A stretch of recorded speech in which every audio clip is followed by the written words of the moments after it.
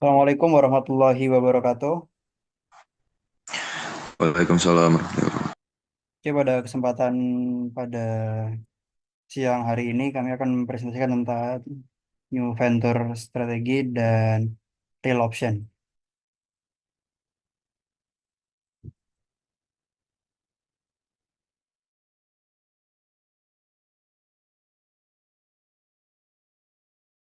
Mungkin Mas Hendra bisa langsung masuk ya. Oh ya, di sini ada pengertian dari New Venture strategis merujuk pada metodologi dan kerangka kerja yang digunakan oleh para wirausahawan untuk meluncurkan dan mengelola usaha bisnis baru dengan sukses. Next.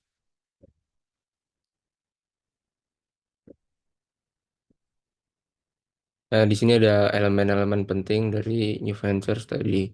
Yang pertama ada ekonomi, yang kedua ada teknologi, yang ketiga ada demografi, yang keempat ada hukum atau regulasi. Next.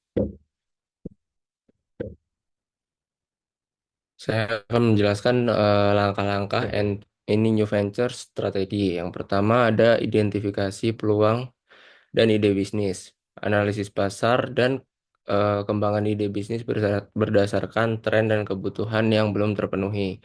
Yang kedua ada validasi dan riset. Lakukan riset pasar dan uji coba ide untuk memastikan kelayakan bisnis. Yang ketiga ada pengembangan model bisnis. Tentukan model bisnis yang tepat dan ciptakan value proposition yang membedakan dari kompetitor. Yang terakhir, yang keempat adalah perencanaan keuangan. Hitung biaya yang dibutuhkan, identifikasi sumber modal, dan buat proyeksi pendapatan. Next. Oke, mungkin untuk selanjutnya akan dipresentasikan oleh Mas Adit ya. Tantangan NV strategi. Yang pertama sendiri ada identifikasi nilai yang tepat. Mencari dan menemukan nilai apa yang benar-benar dihargai oleh pelanggan ini bisa jadi sulit. Karena hal ini memerlukan pemahaman mendalam tentang pasar, perilaku konsumen, serta kebutuhan dan preferensi mereka yang terus berubah. Lalu untuk yang kedua sendiri ada perbedaan dengan pesaing.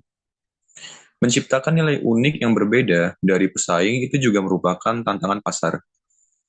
Ketika perusahaan lain menawarkan produk atau layanan yang serupa, membedakan diri melalui nilai tambah itu bisa menjadi sulit. Yang ketiga sendiri ada pengukuran nilai. Mengukur nilai yang diciptakan bagi pelanggan bisa saja kompleks.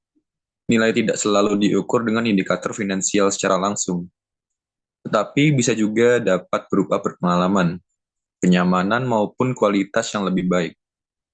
Untuk yang keempat sendiri ada komunikasi nilai. Setelah nilai diciptakan, perusahaan harus dapat mengomunikasikan secara efektif kepada pelanggan. Komunikasi yang tidak tepat atau kurang efektif itu sendiri dapat menyebabkan miskomunikasi yang mengenai manfaat produk maupun layanannya. Pengertian tentang real option. Jadi apa sih real option itu? Real option ini merupakan sebuah pendekatan dalam pengambilan keputusan investasi yang memberikan fleksibilitas atau hak bagi pengusaha untuk mengadaptasi strategi berdasarkan perubahan kondisi pasar yang sedang terjadi. Nah, selanjutnya di sini tuh ada jenis-jenis keputusan di dalam real option. Yang pertama yaitu opsi untuk expand, yaitu opsi ini memungkinkan perusahaan untuk memperluas investasi atau meningkatkan skala proyeknya jika hasil awal atau performa dalam produk ini menunjukkan keberhasilan. Kemudian yang kedua ada opsi untuk menunda. Opsi ini memberikan hak kepada perusahaan itu untuk menunda investasi atau peluncuran proyek hingga kondisi pasar ini lebih jelas atau informasi tambahan ini tersedia, dan ini sangat berguna ketika dalam keadaan situasi dengan ketidakpastian yang tinggi. Nah, selanjutnya yang ketiga itu ada opsi untuk menghentikan, di mana opsi ini itu memberikan perusahaan sebuah fleksibilitas untuk menghentikan proyek yang berjalan jika hasilnya itu tidak memungkinkan atau tidak sesuai dengan target. Nah, Dengan opsi ini, perusahaan itu bisa membatasi kerugian dengan keluar sebelum kerugian itu menjadi lebih besar. Nah, dan yang terakhir ini ada opsi untuk beralih, di mana opsi ini memungkinkan perusahaan untuk mengubah arah proyeknya, seperti mengganti teknologi, produk, atau target pasarnya. Nah, ini itu seringkali digunakan ketika ada fleksibilitas dalam penggunaan aset, teknologi, atau tenaga kerja. Sehingga hal ini memungkinkan perusahaan beradaptasi dengan kondisi pasar yang terus berubah-ubah. Oke, izin masuk di bagian real option ya. Pertama ada manfaatnya ya. Pertama ada fleksibilitas, yaitu memberikan fleksibilitas dalam mengambil keputusan di masa depan berdasarkan perubahan kondisi pasar itu sendiri. Kemudian pengelolaan risiko yang tentunya membantu buat mengurangi risiko dengan memungkinkan penundaan, perluasan, atau penghentian proyek ketika informasi baru tersedia. Kemudian optimalisasi investasi. Di sini tuh kita memaksimalkan nilai-nilai investasi dengan memberikan kesempatan untuk menyesuaikan strategi investasi sesuai dengan perkembangan zaman. Kemudian ada pengambilan keputusan yang lebih baik. Ini juga memungkinkan penilaian yang lebih dinamis terhadap satu proyek dengan mempertimbangkan juga ketidakpastian dan juga potensi-potensi peluang yang ada di masa depan untuk keputusan itu tadi. Kemudian peningkatan nilai proyek. Di sini menambah nilai proyek dengan mempertimbangkan opsi tambahan yang dapat diambil dalam fase pengembangan bisnis.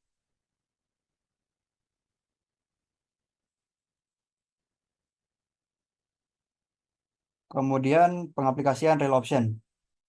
Yang pertama ada opsi menunda, yaitu usaha baru itu dapat menunda peluncuran produk atau ekspansi hingga kondisi pasar itu biasanya lebih menguntungkan, seperti saat permintaan lebih jelas atau persaingan yang lebih sedikit. Kemudian opsi untuk memperluas. Jika usaha baru berhasil, biasanya perusahaan itu dapat memilih untuk memperluas operasional atau meningkatkan kapasitas produksi berdasarkan kinerja awal. Kemudian opsi menghentikan. Jika usaha baru itu tidak sesuai dengan harapan atau merugi, itu biasanya perusahaan dapat menutup atau menjual sebagian aset untuk meminimalkan kerugian. Yang keempat ada opsi mengurangi skala. Di sini itu jika pasarnya tidak berkembang sesuai ekspektasi kita di awal, itu usaha baru dapat mengurangi skala operasi atau fokus pada segmen-segmen tertentu aja yang lebih menguntungkan. Kemudian untuk opsi mengubah, itu usaha baru dapat beradaptasi atau beralih ke strategi bisnis lain, seperti mengganti produk atau model bisnis sesuai dengan perubahan tren atau kebutuhan pasar itu sendiri. Di sini ada tim kami, yaitu ada saya dengan NIM akhir 014 dan ada saya sendiri Abdul Hamid dengan NIM akhir 009. Kemudian ada Aditya Rahmat dengan NIM akhir 009 dan juga ada Daniel Royani dengan NIM akhir 019. Mungkin itu saja presentasi dari kelompok kami. Kurang lebihnya mohon maaf. Wassalamualaikum warahmatullahi wabarakatuh. Waalaikumsalam.